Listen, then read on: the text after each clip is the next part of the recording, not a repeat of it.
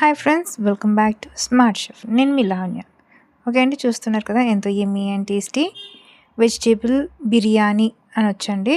ఎంత యమ్మీగా ఎంత టేస్టీగా ఉందో. ఈ సండే అంటూ బోనాలు మేము ఇక్కడ జరుపుకున్నామండి. కాబట్టి మేము ఇలా మంచిగా వెజ్ బిర్యానీ అంటూ చేసుకొని చికెన్తో మేము తిన్నామండి. చాలా బాగా వచ్చింది. రెసిపీ అంటూ మీకు షేర్ చేయాలనేసి మీకు చూపిస్తున్నానండి. చాలా యమ్మీగా టేస్టీగా వచ్చేసింది.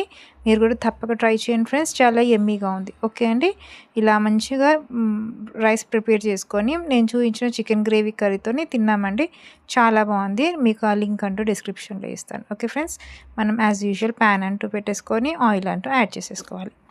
ఓకే అండి, నేను రైస్ క్వాంటిటీ అంటూ ఇంక్రీజ్ చేశానండి. 1 kg ఆఫ్ రైస్ అంటూ నేను తీసుకున్నాను కాబట్టి ఆయిల్ అయినా ఇంగ్రీడియంట్స్ అయినా కొద్దిగా ఎక్కువనే తీసుకున్నాను. ఓకే ఫ్రెండ్స్, అలా ఆయిల్ హీట్ ఎక్కిన తర్వాత ఆనియన్స్ అండ్ గ్రీన్ చిల్లీస్ అంటూ వేసేసుకోవాలండి.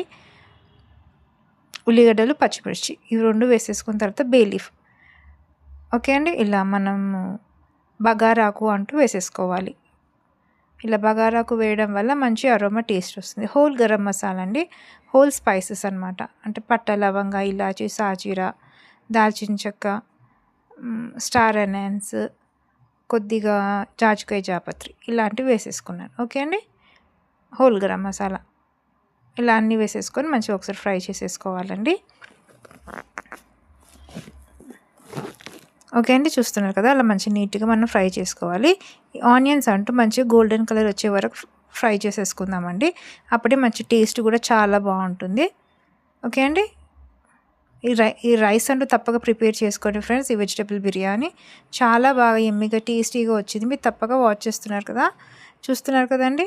ఇలా మంచి గోల్డెన్ కలర్ వచ్చే వరకు మనం ఆనియన్స్ అంటూ ఫ్రై చేసుకోవాలండి. దాని తర్వాత ఇప్పుడు మనం అందులో వెజిటేబుల్స్ అంటూ వేసేసుకుందాం. నేనైతే టమాటో అండ్ పొటాటో సింపుల్గా అండి, సింపుల్గా వేసి మీరు ఇంట్లో బీన్స్, క్యారెట్ ఇట్లాంటివి ఉన్నా కూడా వేసుకోవచ్చు అండి. ఓకే ఫ్రెండ్స్, నేను ఇలా సింపుల్గా చేశాను. చాలా టేస్ట్గా యమ్మీగా వచ్చింది.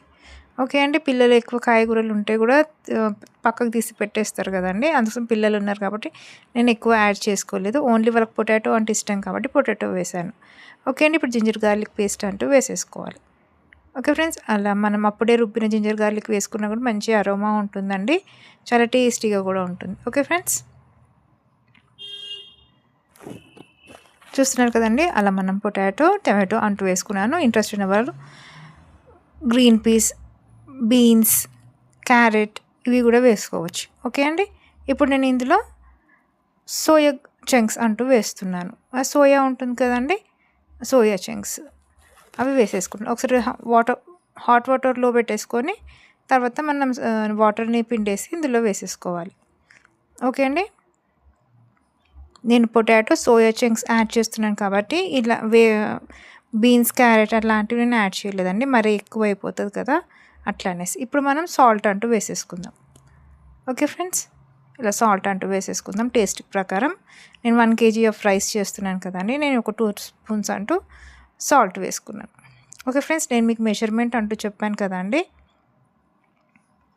మీకు 1 గ్లాస్ మెజర్మెంట్ అంటూ చెప్పాను. ఇప్పుడు 1 kg రైస్కి ఎంత వాటర్ అంటూ తీసుకోవాలో నేను మీకు చెప్తానండి. చూస్తున్నారు కదా అలా మనం ఒకసారి మంచిగా నీట్గా ఒకసారి ఫ్రై చేసేసుకుందాం. మనం జింజర్ గార్లిక్, ఉప్పు 2 వేసాం కదా, కొంచెం అల్లం వెల్లుల్లి పేస్ట్ కొద్దిగా స్మెల్ మంచిగా అరోమా వస్తుంది. ఓకే అండి, ఇప్పుడు మనం పుదీనా అంటూ యాడ్ చేసుకున్నాం.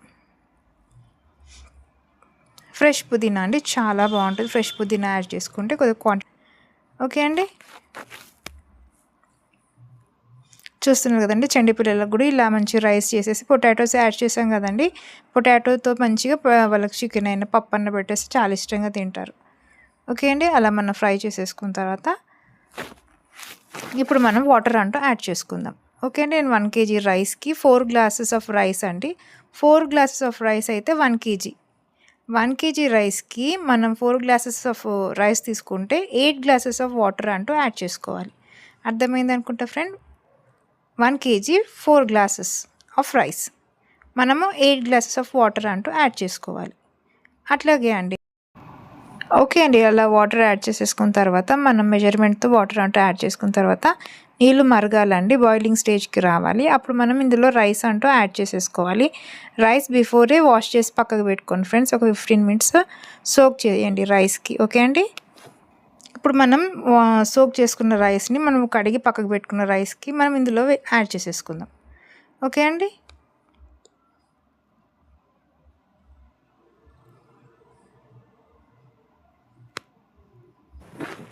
మనం ఇంక్రీజ్ చేసుకుంటూ వెళ్ళిపోవాలండి.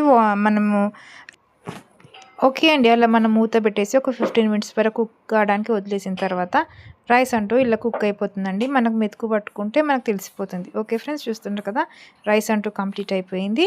మనం ఇందులో కావాలంటే నెయ్యి అంటూ వేసుకోవచ్చు, ఏదైనా కలర్ ఉన్నా కూడా యాడ్ చేసుకోవచ్చు, మీ ఇష్టం అండి.